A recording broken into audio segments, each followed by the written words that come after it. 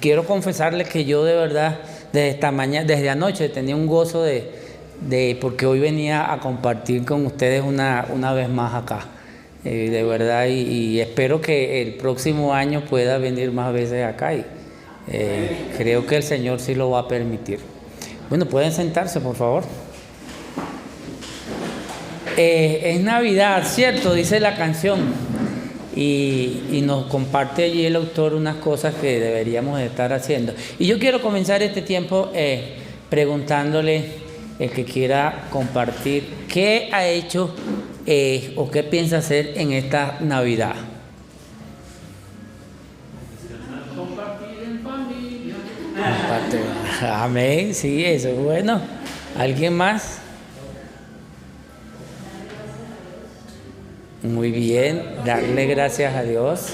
¿Tenemos por qué darle gracias a Dios en todo esto, a este año? Sí, ¿verdad?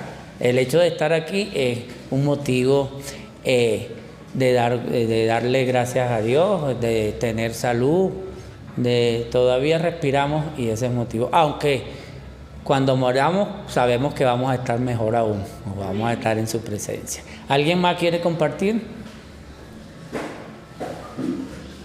Bueno, justamente sí, como decían ustedes, es tiempo de alegría, de dicha, muchos estrenan, muchos van. Yo ayer tuve la oportunidad de andar por el centro de Fontibón y no se podía caminar. Fui porque tenía que hacerlo, pero realmente comprando regalos y esa cuestión, y eso está bien.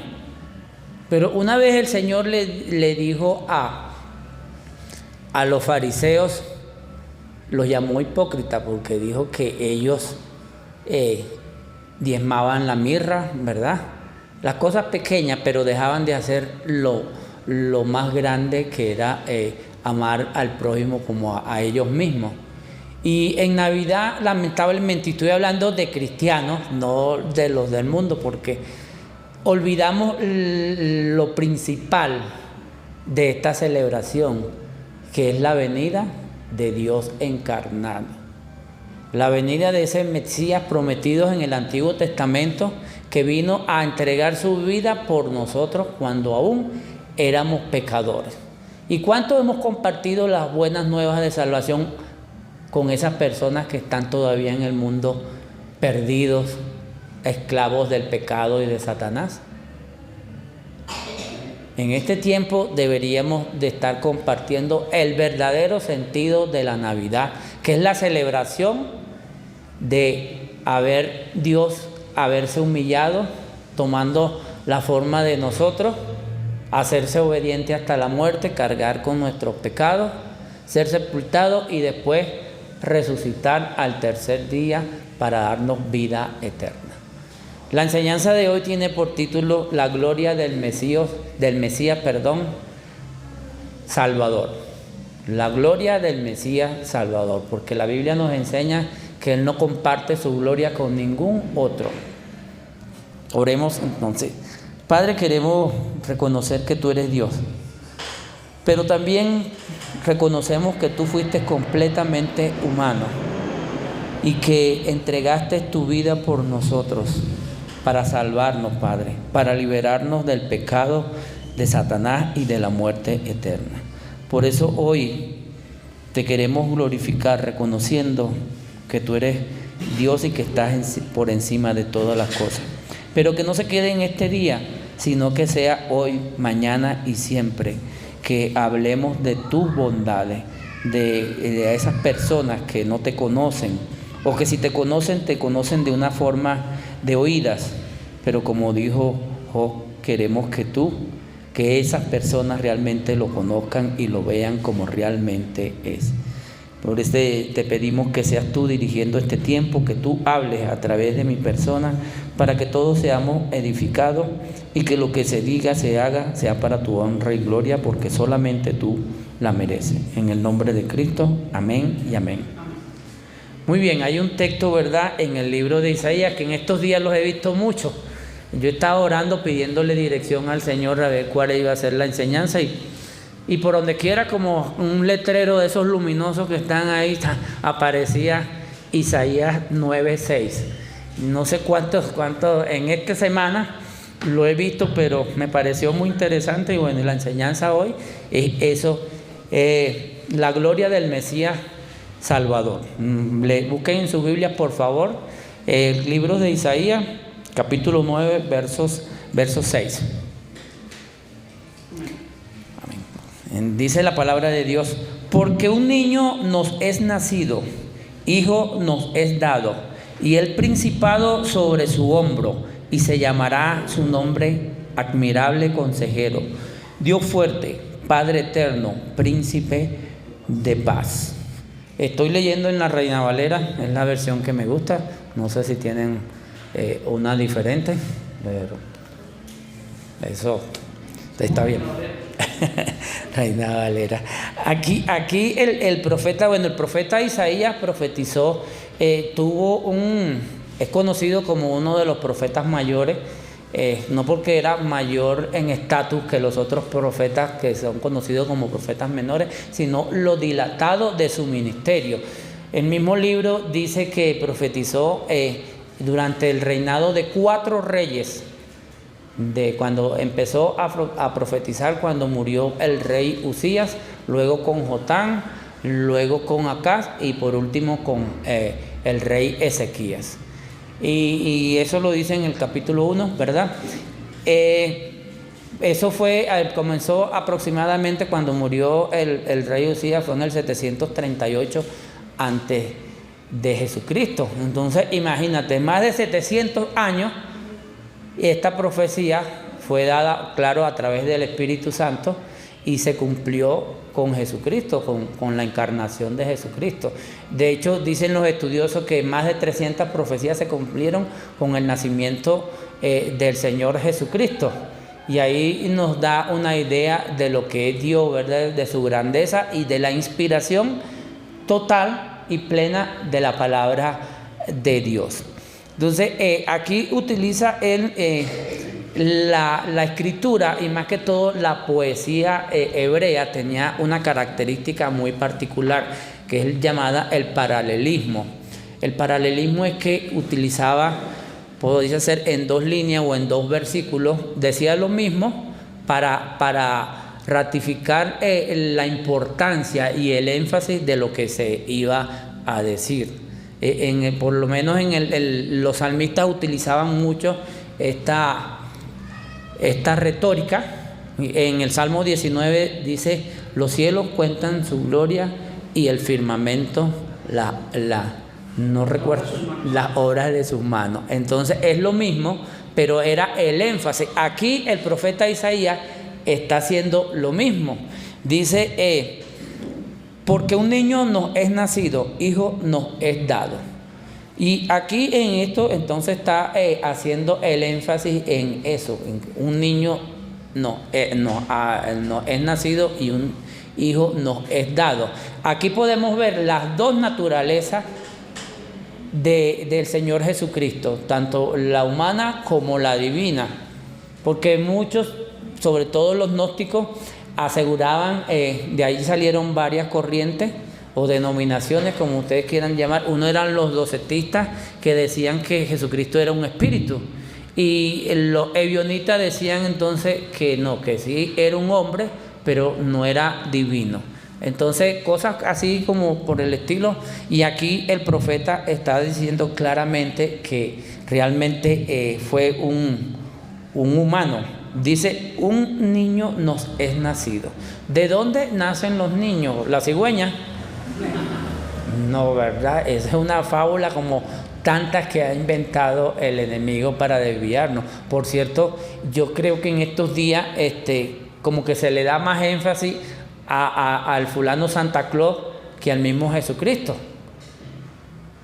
Y Santa Claus es un ídolo, es un invento, que siempre el enemigo busca desviar la atención real y verdadera hacia Dios para ponerlas en las cosas creadas o en fábulas y en mitos. Pero aquí dice: un niño nos es nacido, que aquí está diciendo que nació de una mujer. De hecho, 2 capítulos anteriores, en el verso 14, dice que va a nacer la Virgen concebirá y dará a luz un niño y llamará su nombre Emmanuel, que es Dios con nosotros. Vean ese privilegio que tuvimos nosotros los humanos, de que, claro, no estuvimos en aquel tiempo, pero que Dios descendió en forma humana a vivir lo mismo que nosotros vivimos. Entonces, justamente nos es nacido. La forma como está ahí expresado el verbo es un presente perfecto. O sea, quiere decir, nació de una mujer, pero existía desde la eternidad. Entonces, eso también nos habla de su divinidad. Nos es nacido un niño. Como nosotros, tenía que nacer un hombre perfecto. ¿Hay hombre perfecto? No, ¿verdad? Solamente Jesucristo. ¿Por qué este hecho? Porque alguien tenía que pagar por ti y por mí, por nuestros pecados.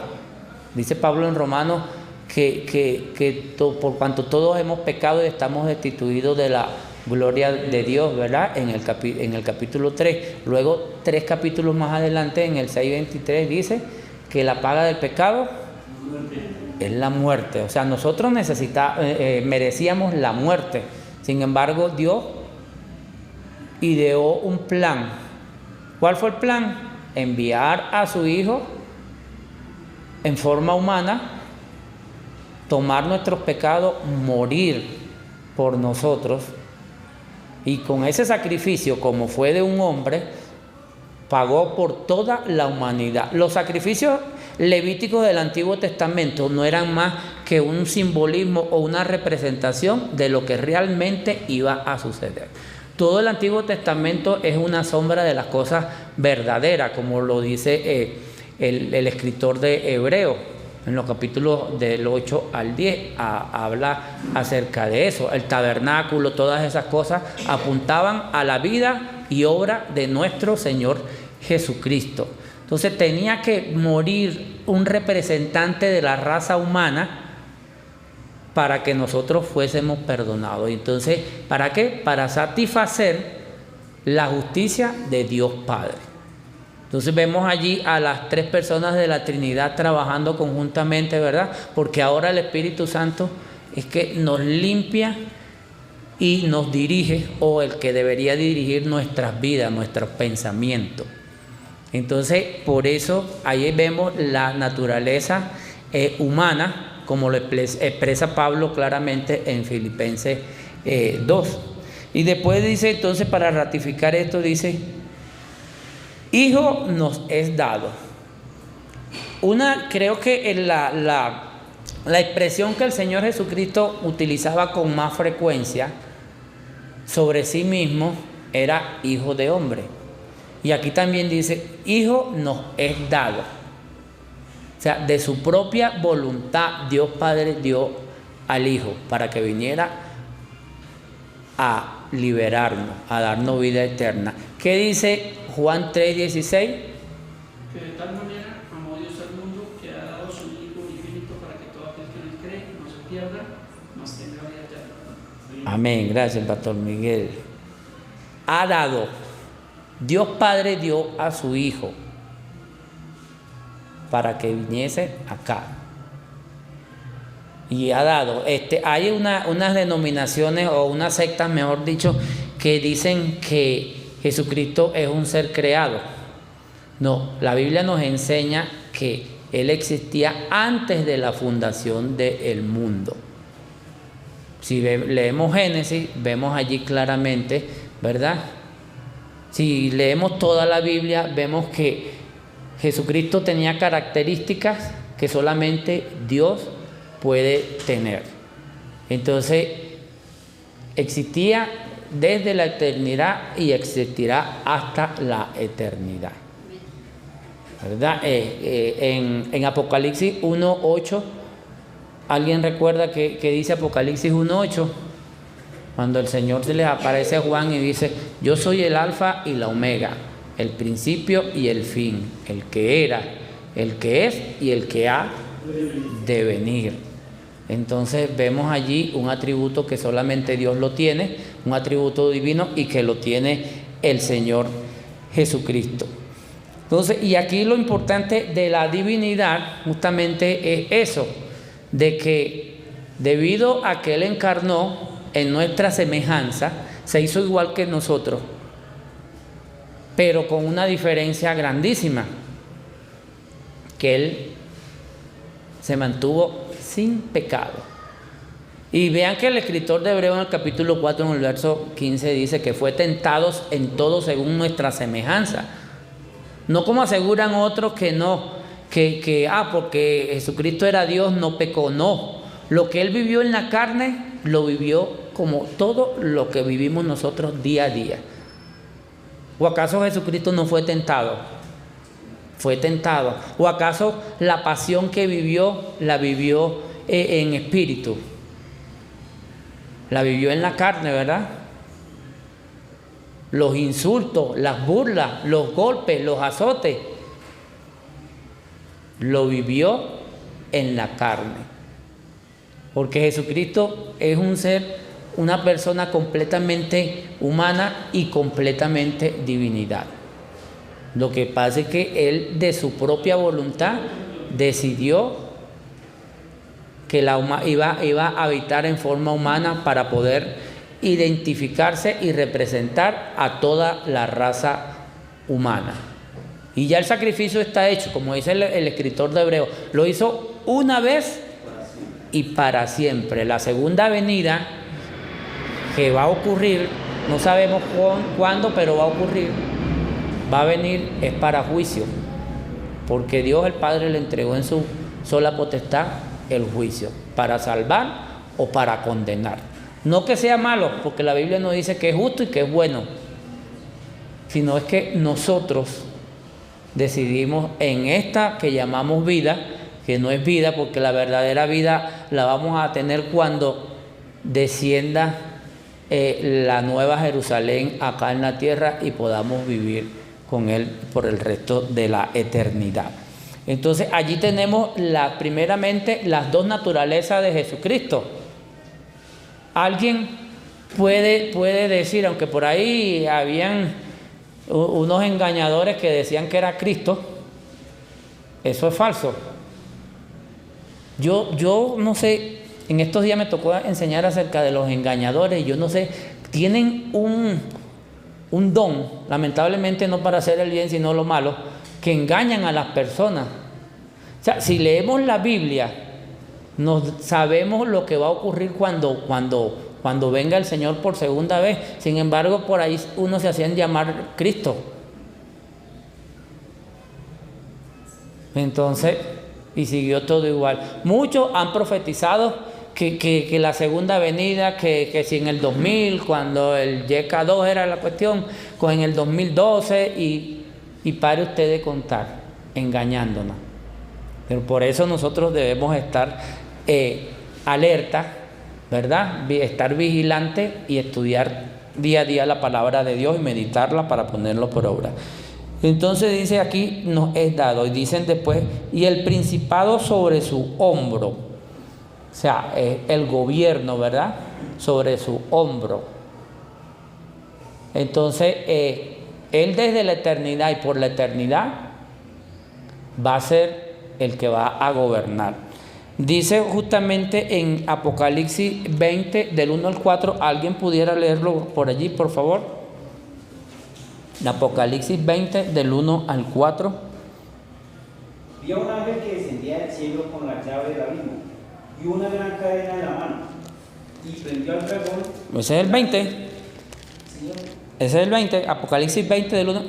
Ajá, sí. Sí, señor. Sí. Y prendió al dragón, la serpiente antigua, que es el diablo y Satanás, y lo ató por 1000 años, y lo arrojó al abismo, y lo encerró, y puso su sello sobre él, para que no engañase más a las naciones hasta que fuesen cumplidos 1000 años. Y después de esto debe ser desatado por un poco de tiempo. Y vi tronos, y se sentaron sobre ellos los que recibieron la facultad de juzgar. y vi las almas de los encarcelados por causa del testimonio de Jesús y por la palabra de Dios, los que no habían adorado a la bestia ni a su imagen, y no recibieron la marca de sus frentes ni sus manos, y vivieron y reinaron con Cristo 1000 años. Amén, gracias. Entonces ahí tenemos, el Apocalipsis es la consumación, ¿verdad?, de todo lo que dice la Biblia. Vemos los últimos tiempos allí y vemos a Jesucristo gobernando. La cuestión de los 1000 años, eso, es tema de otro, pero es parte de su reinado, de su gobierno. Porque es que realmente Dios, y en este caso Cristo, nunca ha dejado de ser soberano. Uno de sus atributos es la soberanía, que está por encima de todo. De hecho, Satanás, además de ser conocido como padre de mentira, como engañador, Pablo en Efesios le dice el príncipe de este mundo. Y si hay un príncipe, quiere decir que está por encima de él otro más, que es el rey, que es el que realmente gobierna. Entonces, el Señor Jesucristo, cuando encarnó, decía cuando comenzaba su predicación: arrepentido porque el reino de los cielos se ha acercado. Es algo que ya está acá en la tierra. No solamente, como dicen algunos, en nuestros corazones. No, cuando hacemos las cosas, la justicia, lo que Dios dice en su palabra, allí está actuando el reino de Dios. En estos días también han utilizado mucho los escritos de Lucas, ¿verdad? Me dice en el capítulo 2, en los versos 14 y 15, si mal no recuerdo, creo que cuando unas huestes de ángeles se le aparecen a los pastores y les dice gloria a Dios en las alturas y en la tierra paz, buena voluntad para con los hombres. Y cuando nosotros practicamos y hacemos esas cosas, allí está el reino de Dios. El reino de Dios también ocurre cuando vemos a una persona con una adicción convertirse a Cristo y ser totalmente restaurado. Cuando ayudamos al prójimo, cuando le damos la honra y la gloria a Dios. Cuando Dios, de la nada, que no es de la nada, sino de su providencia, nos provee. Cuando una enfermedad terminal es derrotada por el amor de Dios, allí está el reino de Dios actuando.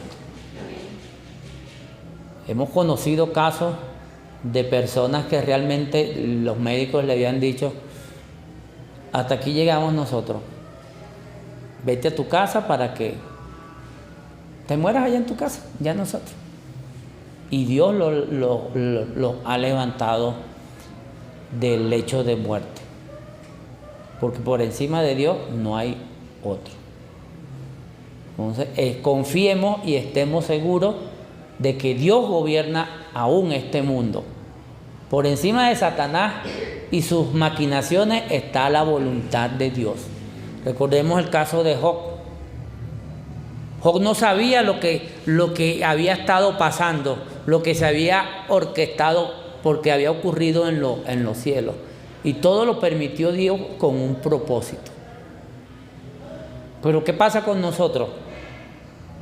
Que somos impacientes. Estamos claros que vivimos en un tiempo que todo es ya. Necesitamos dinero, vamos a un cajero, sacamos. No queremos cocinar, llamamos a Rappi y ahí llega, ¿verdad? Y nos hemos acostumbrado a ese estilo de vida, pero cuando no tenemos paciencia, no estamos confiando en la providencia del Señor. Entonces tengamos paciencia, oremos y esperemos que Él actúe, porque al final vamos a obtener la victoria. Entonces continúa diciendo aquí, además del principado o el gobierno sobre su hombro, dice: y se llamará su nombre admirable, consejero, Dios fuerte, Padre eterno, príncipe de paz. Hay unas versiones que tienen acá una coma entre admirable y consejero. La Reina Valera la tiene. Yo creo que aquí porque aquí hay 4 adjetivos y 4 sustantivos. Sabemos que gramaticalmente hablando el adjetivo califica al sustantivo.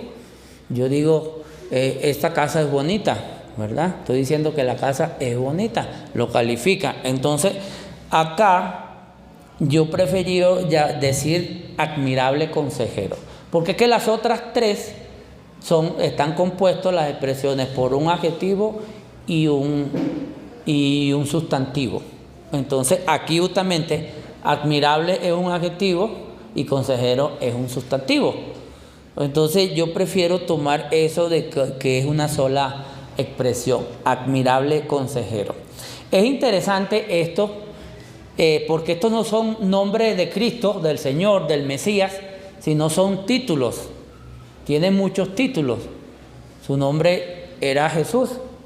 Lo demás son títulos. Hay unos que aplican y eso enseña acerca de los atributos. En el pensamiento hebreo o semítico, lo que Dios le ponía, los nombres se los colocaban, bien sea por los descendientes de la familia, pero si vamos a Génesis, ellos tenían la costumbre de que el nombre que uno tenía reflejaba la naturaleza o la esencia del ser. En Génesis 2 vemos que Dios le trajo todas las criaturas. ¿A quién se lo trajo? A Adán, ¿verdad? Y le dijo que le pusiera nombre. Abraham veía las características de los animales y le decía, se va a llamar todos. Y dice la Biblia que así fue. Yo me imagino que cuando vio el mono saltando y brincando y haciendo tantas cosas, tú eres un mono. El burro, yo no sé cómo le pondría el burro, pero bueno, así en el pensamiento semítico había eso que reflejaba el carácter. De hecho, por eso que el ángel le dice y llamará su nombre Emmanuel, que es Dios con nosotros. Entonces el nombre, estos títulos reflejan lo que realmente la obra y la persona de Cristo. Y la primera dice admirable consejero. ¿Cuándo nos admiramos nosotros? ¿O de qué nos admiramos? Algo bueno, pero también puede ser malo. No. Pero sí, es algo asombroso, es algo que no es común, no es algo del día a día. No, wow, que pasa por allí, qué sé yo, una persona en tremendo auto allí, un Lamborghini, un Ferrari, wow. La mayoría de las personas voltean, wow, qué carro y eso. Y aquí dice, así es Dios. Porque Dios, no sé si a ustedes le ha sucedido que muchas veces pide algo y Dios le da más todavía. En estos días yo me la paso despistado. ¿Se recuerdan la cena? Me perdí, llegué tarde. Bueno, hoy también me perdí. El patrón ya me había dicho cuál bus iba a tomar y como veo, venía el sol, yo le metí la mano a uno. Y era el 329 y me monté y me subí en el 328 y me llevó por allá. Yo dije, le pregunté, ¿para dónde vas tú? Yo le dije, entonces me dijo, no, ya yo te mando en otro. Bueno, gracias a Dios allí. Y me mandó y llegó, me quedé acá. Me mandó, me dijo, no, te vas en después agarras otro y todo de maravilla. La vez pasada fui a recoger unas donaciones para las personas, los habitantes de calle, y como iba con el niño, tomé un taxi y dejé el teléfono en el taxi. Y entonces, wow, mi esposa llamó y el Señor dijo, sí.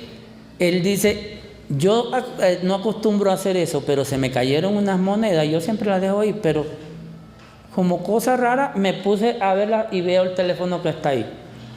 Sí, total que el Señor dijo, bueno, yo estoy por aquí, me pagan la carrera y yo llevo el teléfono, y me devolvió el teléfono. Entonces, esas son cosas del día a día que eso las hace Dios, porque generalmente no sucede así, y Dios nos asombra muchas veces de su provisión, de su cuidado. ¿A cuántos de nosotros Dios lo habrá cuidado, verdad? Si uno saber las cosas que están sucediendo. Pero queremos las cosas grandes, una mansión, una cuestión, en vez de darle gracias a Dios que tenemos un techo, que tenemos comida. No será un manjar allí, como lo que probamos el sábado, pero tenemos que comer. Entonces son cosas del día a día que las vemos pequeñas, pero que si sumamos todo eso, vemos, y lo que nos hace es, wow, si es verdad que hay un Dios que ve por nosotros, que nos cuida. Y la Biblia está llena de casos, de historias reales, donde Dios siempre intercedía por sus hijos, por su pueblo.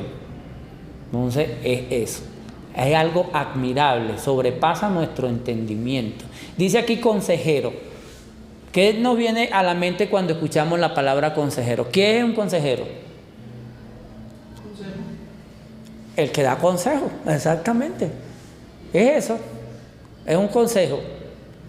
Y yo quiero relacionarlo, ese consejero, porque generalmente buscamos, ¿quién aconsejó a Eva que comiera del fruto? Satanás, ¿verdad? Ese es un consejero, le dio un consejo, pero un mal consejo. Y la mujer cayó, pecó. Y allí comenzó nuestra tragedia. Pero Cristo es un buen consejero.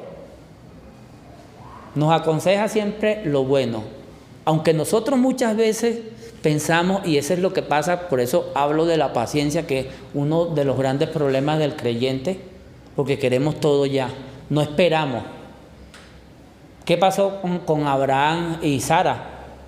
Cuando le dijo, no, di que eres mi hermana, se metió en problemas. Isaac también hizo lo mismo con Rebeca. La misma Sara creó todo un problema cuando le dijo, veía que no tenía hijos, y ¿qué le dijo? Le dijo que tomara a la sierva, y de ahí vino otro problema. Cada vez que nosotros queremos actuar en nuestra fuerza, en nuestro tiempo y según nuestra dirección, tenemos problemas. Pero también tenemos problemas cuando pedimos un consejo a quien no debemos y recibimos un mal consejo. ¿Qué dice Jeremías 17:5? No, ese es 33:3. Dice, maldito el hombre que confía en el hombre. Pero nosotros confiamos más en el hombre que en Dios.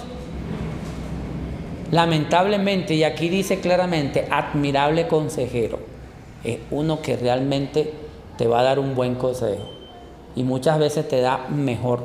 Cuando esperamos en Dios, que sería muy pocas veces, nos damos de cuenta de, ay, verdad que sí, qué bueno. Pero tenemos todavía la desfachatez de decir, yo confío y esperé en Dios. Cuando realmente nos metimos en problemas y Dios, en su soberanía, en su amor, en su misericordia, nos sacó de ese problema en el cual nos habíamos metido por estar nosotros buscando las cosas como no debe ser, porque está Dios allí. Y el Señor Jesucristo, antes de ser entregado, extrañaba la música norteña por esa lado. El Señor Jesucristo, antes de ascender a los cielos, le dijo a los discípulos que les convenía que Él se fuera, porque entonces iba a mandar otro consolador. Y un consejero, en cierto sentido, es un consolador, ¿verdad? Un consolador es alguien que está al lado de uno, ¿para qué? Para ayudarlo. Ese es un buen consejo. Y hoy en día nosotros tenemos el Espíritu Santo morando en nosotros, que es nuestro consejero, es quien nos ayuda. Recordemos que Dios es un solo Dios, pero son tres personas, y cada uno actuando según el designio de cada uno, actuando para nuestro bien, para nuestro beneficio. Entonces tenemos ese consejero morando en nosotros. No tenemos necesidad de arrodillarnos a unas estampitas allí, a un ídolo, a pedirle. El Espíritu Santo está dentro de nosotros, pero no lo utilizamos, no buscamos su dirección, cuando deberíamos de estar siendo guiados por el Espíritu Santo. En el libro de Hechos, cuando los apóstoles hacían maravillas y señales. ¿Qué dice Lucas al final de cada párrafo de eso? Y estaba lleno del Espíritu Santo. Esa es la llenura que nosotros debemos buscar, la llenura del Espíritu Santo. Que si bien Dios tiene el poder para llenarnos con su Espíritu, no, Él lo puso allí como una semillita de mostaza, ahora tiene que crecer. Pero eso es potestad de cada uno de nosotros. Como siempre he dicho, la soberanía de Dios no anula la responsabilidad de los hombres. Nosotros tenemos una responsabilidad. Confiamos en Dios, sabemos que está por encima de todas las cosas y que sus designios se cumplen, que sus promesas las cumple, que lo que dice se hace. Pero nosotros tenemos una responsabilidad y debemos abocarnos a ella. Entonces ahí tenemos lo que es un admirable consejero. ¿Pensamos realmente que tenemos un admirable consejero? ¿O estamos viviendo nuestras vidas según nos parece? Proverbios nos dice claramente que hay caminos que el hombre le parece muy bien, pero realmente nos lleva a la perdición.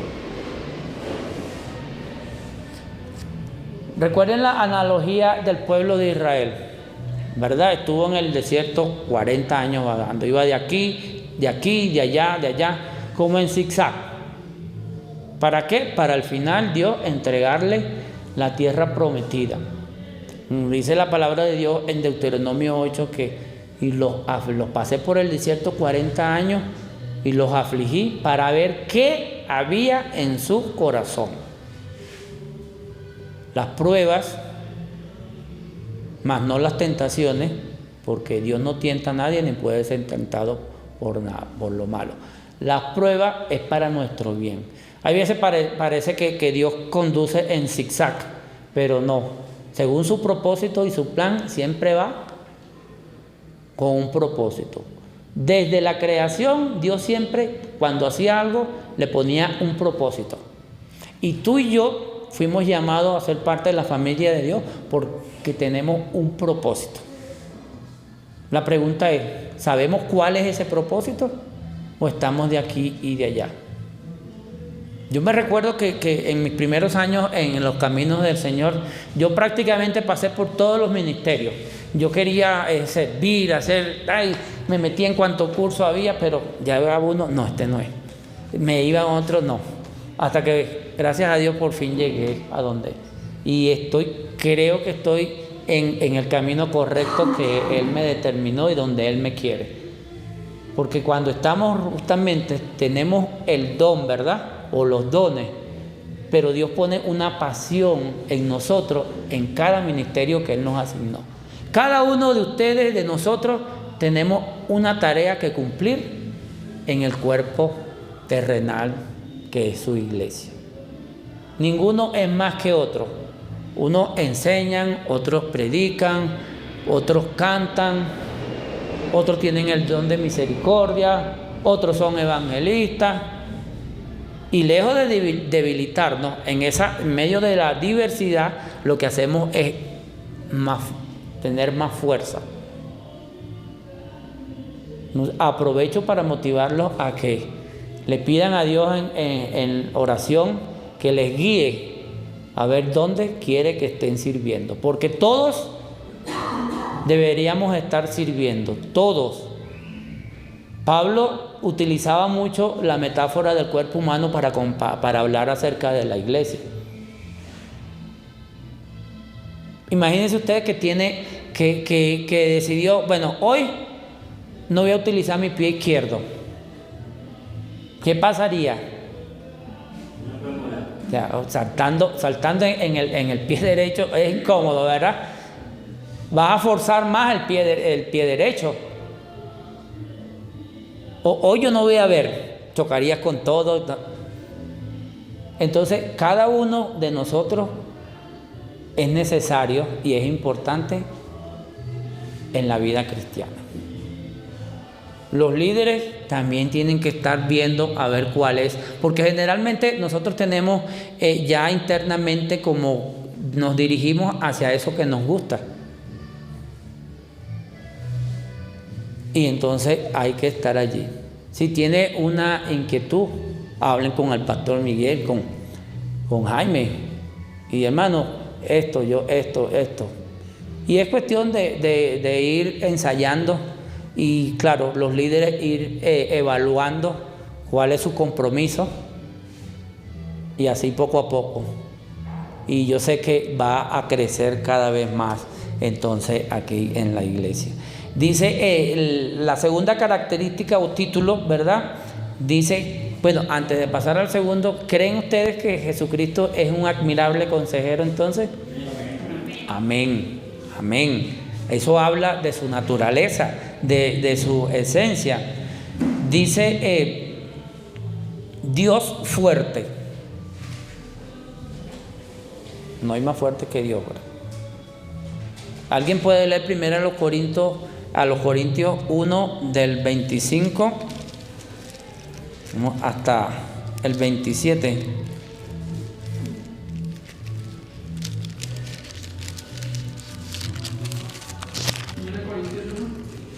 Sí, por favor. 25 al 27. Del 25 al 27, por favor. No, vamos hasta el 29, Jaime, por favor. 29. Porque lo insensato de Dios es más sabio que los hombres, y lo débil de Dios es más fuerte que los hombres. Pues mirad, hermanos, vuestra vocación, que no sois muchos sabios según la carne, ni muchos poderosos, ni muchos nobles, sino que lo necio del mundo escogió Dios para avergonzar a los sabios, y lo débil del mundo escogió Dios para avergonzar a lo fuerte, y lo vil del mundo y lo menos preciado escogió Dios, y lo que no es para deshacer lo que es, a fin de que nadie se jacte en su presencia. Amén. Gracias, mi hermano. Ahí está claro. Eso éramos nosotros. Despreciados, viles, ¿verdad? Yo no sé de dónde lo sacó Dios, pero a mí me sacó de abajo. Y este es un buen pasaje para uno mantener la humildad, para recordar que no se nos olvide de dónde nos sacó Dios. Y no fue con nuestra fuerza, sino porque dice aquí Dios fuerte. Y ahí está otra vez ratificando la divinidad del Señor Jesucristo. La Biblia nos dice que uno de sus atributos es que es todopoderoso. Todo lo puede. No hay nada que no pueda hacer. Y eso incluye a cosas que pasan en nuestras vidas. Yo he tenido la oportunidad y de verdad la dicha y el gozo de trabajar con personas con adicciones, con habitantes de calle. Y realmente, bueno, según estadística, creo que de 100 solamente salen de allí 3. Y eso es un proceso. Pero lo bonito de esto es que no es con su fuerza, es con la fuerza de Dios. Las personas que dejan ese mundo es porque han escuchado el mensaje de las buenas nuevas, lo han aceptado, han creído y se han convertido. Y conozco a 2 pastores que estaban en ese mundo y hoy, para honra y gloria de Dios, son pastores. Y su testimonio ayuda a que otros también pongan su confianza en Dios. Entonces, no hay nadie más fuerte que Dios. Nuestra fortaleza no viene de nosotros mismos, sino viene de Dios. Dice Santiago que toda dádiva y todo don perfecto, ¿de dónde viene? De allá arriba. Refiriéndose a la sabiduría de Dios, el que está falta de sabiduría, pídela a Dios. Pero no pedimos porque el mismo Santiago, y me voy a salir un poquito del tema, dice que no recibimos porque pedimos mal. ¿Para qué pedimos? Para la carne, para nuestros deseos, nuestros deleites. Entonces, cuando buscamos el consejo de ese admirable consejero, sabemos qué pedir de acuerdo a su voluntad.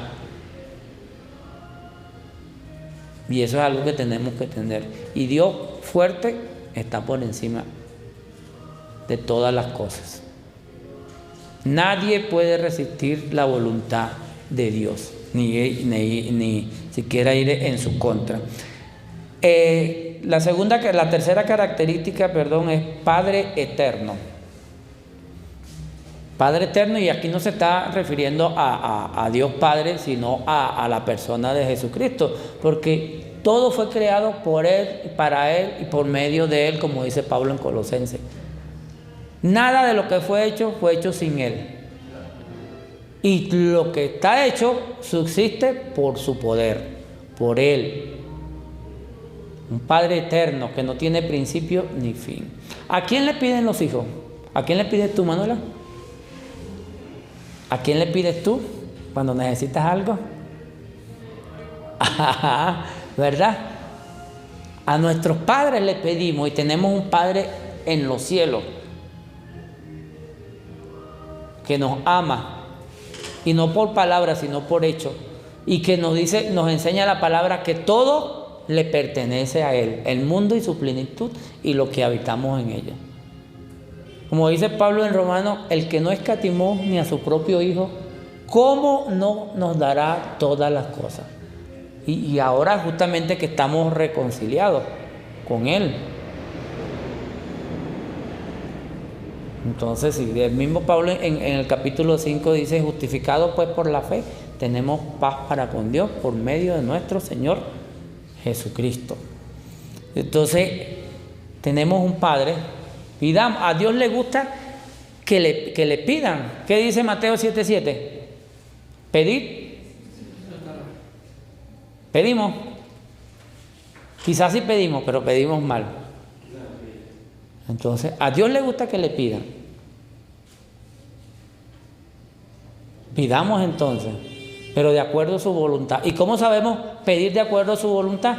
Pues el apóstol Juan en su primera epístola dice que tenemos la confianza de que Él nos oye, y si Él nos oye, todas las cosas que le pidamos serán dadas, pero lo califica y de acuerdo a su voluntad. ¿Cómo sabemos cuál es la voluntad de Dios? Está aquí en la palabra de Dios. Dios nunca va a querer tu mal. No, quiere lo mejor para ti. Pero nosotros, caigo en el tema de la paciencia, no esperamos, no confiamos en Dios y nos vamos de las primeras. Y termina diciendo príncipe de paz, algo que el mundo no te puede dar, ¿verdad? ¿Por qué? Porque siempre esas organizaciones se reúnen a favor de la paz, hay marchas, hay planes, todo, pero cada vez hay más conflicto, hay más guerra. ¿Por qué? Porque el mundo no te puede dar algo que no tiene. Solamente Dios te puede dar esa paz. Y es una paz que realmente no proviene de las cosas externas, sino viene del interior, de la tranquilidad que tú sientes aún en medio de las pruebas que puedas estar pasando. Creo que por allí dice, hay un coro que dice paz en medio de la tormenta, no sé, yo con la música estoy bien malo, sé que no es mi don, el don de la música, ahí sí estoy muy claro. Paz, y se refiere más que todo, como decía de Romanos 5, ¿verdad? Que tenemos paz para con Dios por medio de nuestro Señor Jesucristo. Y eso es lo primero que nosotros debemos procurar. El Señor Jesucristo, antes de ser entregado en el capítulo 14 del Evangelio de Juan, en el verso 27, que nos prometió, porque se lo dijo a los apóstoles, a los discípulos, pero obviamente también para nosotros. La paz os dejo, mi paz os doy. Yo no os la doy como el mundo la da. No se turbe vuestro corazón ni tengáis miedo. Pero nos turbamos, nos mueven el piso el enemigo y enseguida no sabemos qué hacer. Ay, es que andamos angustiados, estresados. Y ahí vienen las malas decisiones. Y no tengamos miedo. Al que debemos tenerle miedo, pero un miedo reverente, es a Dios. Como dice el Señor, que puede matar el cuerpo y el alma, también llevarla al infierno. En el capítulo 16, al final, en el verso 33, ¿qué dice? también tiene que ver con ese tema.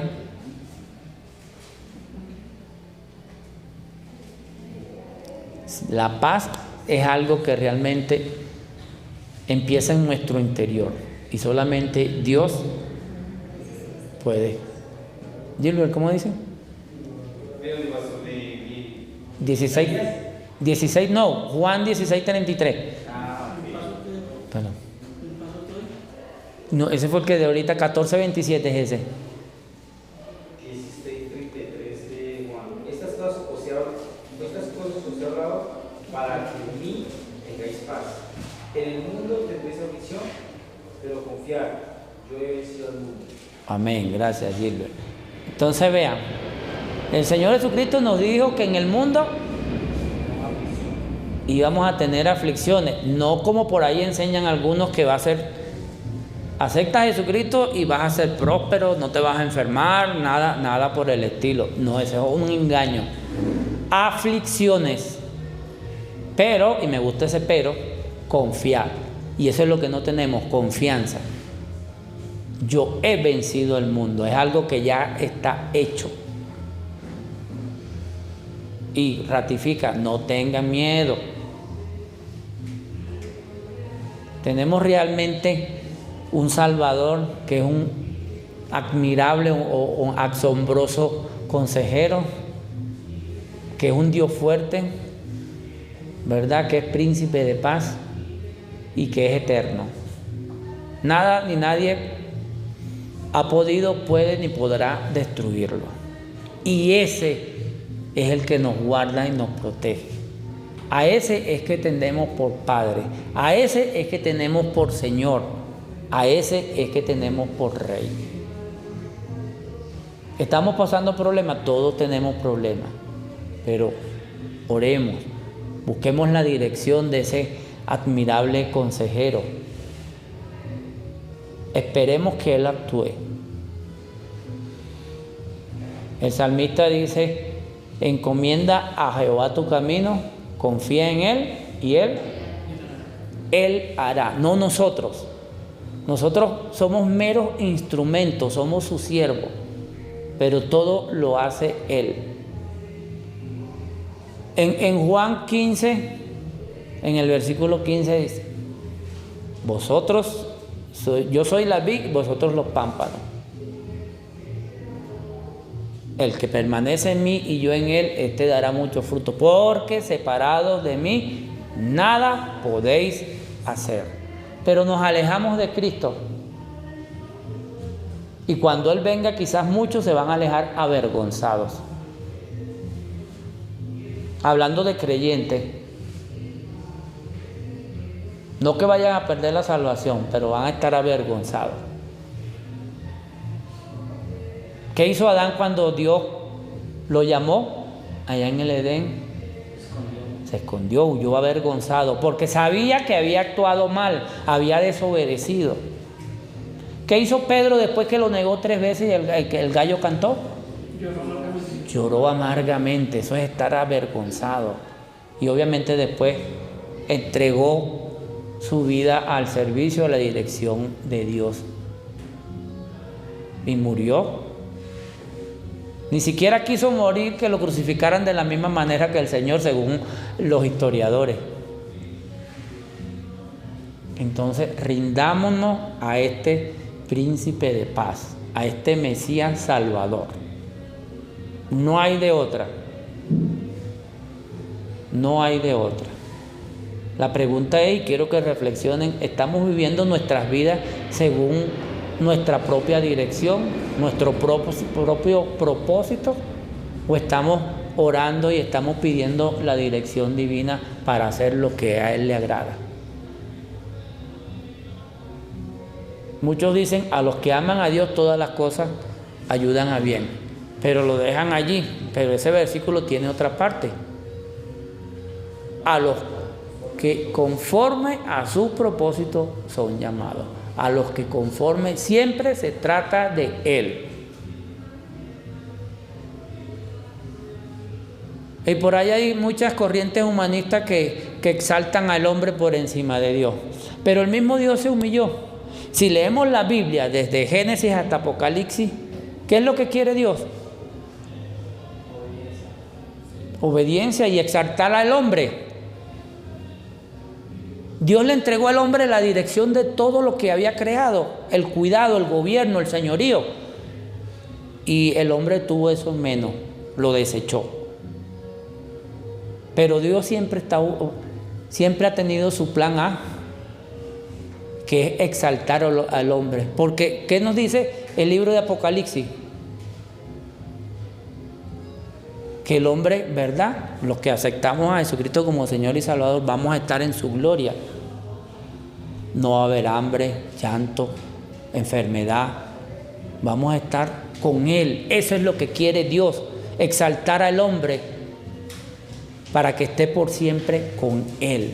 Pero nosotros, como se hizo en el Edén, lo hacemos hoy en día. Preferimos las cosas del mundo a estar en la presencia de Dios, a obedecerle. Yo espero que siempre a finales de año hacemos como que metas, ¿verdad? Que esta sea una meta. Vivir más por el Espíritu y morir más a la carne. Oremos. Señor, queremos darte gracias por tu palabra y queremos pedirte perdón porque sabemos que te hemos fallado muchas veces. Pero en ti no solamente tenemos un consejero, sino que si reconocemos que te hemos fallado y confesamos que hemos pecado, tú tienes el amor y el poder para limpiarnos, Padre amado, para perdonarnos y limpiarnos de toda maldad. Por eso te pedimos que en el próximo año que está próximo a comenzar, seas tú dirigiendo nuestras vidas y que permanezcamos como los pámpanos permanecen en la vid para llevar mucho fruto, para que alcancemos a esas personas que aún no te han conocido o que si te han conocido es de oída, pero que realmente no saben las bondades tuyas y tu misericordia para con toda la humanidad.